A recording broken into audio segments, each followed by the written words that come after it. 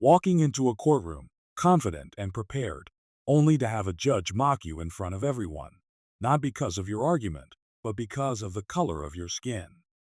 Amelia Thompson, a 20-year-old black prosecutor from Chicago, walks into the courtroom for her first major case. She's confident, prepared, and ready to prove herself. But as soon as she steps up to present her argument, Judge William Carter, a middle-aged white man with a reputation for being harsh and biased, interrupts her. With a dismissive smirk, he says, "Aren't you a little young to be here? Shouldn't you be in college instead of playing lawyer?" The room falls silent. The comment isn't just about her age. It's loaded with racial undertones. Amelia feels the weight of every eye in the room on her, but she doesn't flinch. The case itself is high stakes. Amelia is representing a small business owner, Lucas Martinez, who's suing a powerful corporation for unfair practices. The corporation's legal team is led by a seasoned attorney, Henry Whitaker, who's known for his aggressive tactics. The odds are already stacked against Amelia, but the judge's blatant disrespect makes it even harder. As Amelia tries to present her opening statement, Judge Carter continues to undermine her. He interrupts her repeatedly, questions her credentials, and even makes sarcastic remarks about her inexperience. The opposing attorney, Henry, smirks, clearly enjoying the spectacle. Amelia's frustration grows, but she knows losing her temper will only make things worse. She's faced this kind of prejudice before, back in law school, where she was often the only black woman in her class, and even during internships, where her intelligence was constantly questioned. But this time, it's different. This isn't just about her.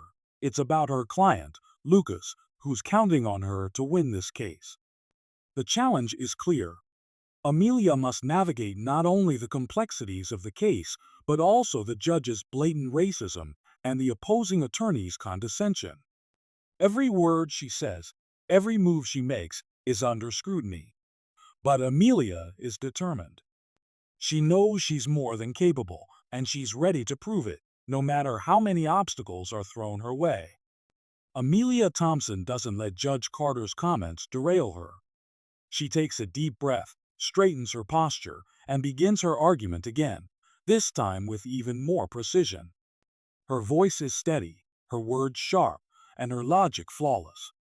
She references case law, statutes, and precedents with such ease that even the opposing attorney, Henry Whitaker, starts to look uneasy. The case revolves around Lucas Martinez, a small business owner who claims a major corporation, Technova, stole his patented design for a solar-powered device.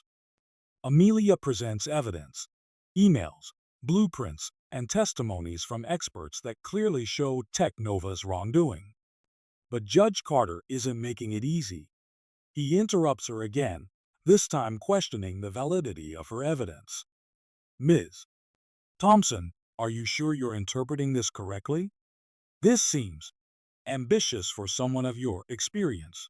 Amelia doesn't take the bait.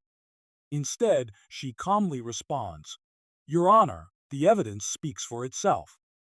If you'll allow me to continue, I can walk you through it step by step." Her confidence catches the judge off guard, and he reluctantly lets her proceed. As the trial progresses, Amelia's brilliance becomes impossible to ignore. She cross-examines Technova's witnesses with such precision that they start contradicting themselves. One witness, a senior engineer at Technova, stumbles over his words when Amelia points out inconsistencies in his testimony. The courtroom buzzes with murmurs of surprise. Meanwhile, Judge Carter's demeanor begins to shift. His earlier condescension is replaced by a grudging respect. He still interrupts her occasionally, but his tone is less dismissive. It's clear he's starting to realize that Amelia isn't just some young, inexperienced lawyer. She's a force to be reckoned with. Outside the courtroom, Amelia's background adds depth to her struggle. She grew up in a low-income neighborhood in Atlanta, raised by a single mother who worked 3 jobs to support her. Despite the odds, Amelia excelled in school, earning a full scholarship to Harvard Law. But even there, she faced subtle and not so subtle racism. Professors doubted her abilities, and classmates often made snide remarks about affirmative action. Amelia's determination to succeed wasn't just for herself. It was for everyone who had ever been underestimated because of their race or background. And now, in this courtroom, she's fighting not just for Lucas Martinez, but for every person who's ever been told they don't belong. The tension builds as the trial nears its conclusion. Amelia's final piece of evidence, a leaked internal memo from Technova, could turn the entire case in her favor. But will Judge Carter's bias prevent him from seeing the truth? The courtroom is tense as Amelia Thompson stands to present her final argument. All eyes are on her: Judge Carter, the opposing attorney Henry Whitaker, the jury, and even the spectators in the gallery. This is the moment everything has been building toward. Amelia begins by summarizing the evidence: the stolen blueprints, the incriminating emails, and the testimonies that exposed Technova's lies. But then she drops the bombshell: the leaked internal memo. She holds it up for the court to see. This memo, Your Honor, proves beyond a shadow of a doubt that Technova knowingly stole my client's design. It wasn't a mistake. It wasn't a coincidence. It was theft.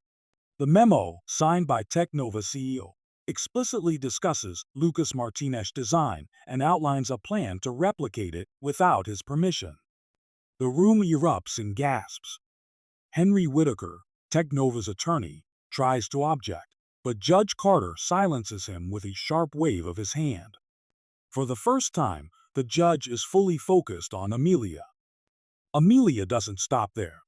She turns to the jury and delivers a powerful closing statement. This case isn't just about a stolen design. It's about fairness. It's about justice. It's about holding powerful corporations accountable when they try to crush the little guy. And it's about proving that no matter who you are, no matter your age, your race, or your background, you deserve to be heard. The room is silent when she finishes.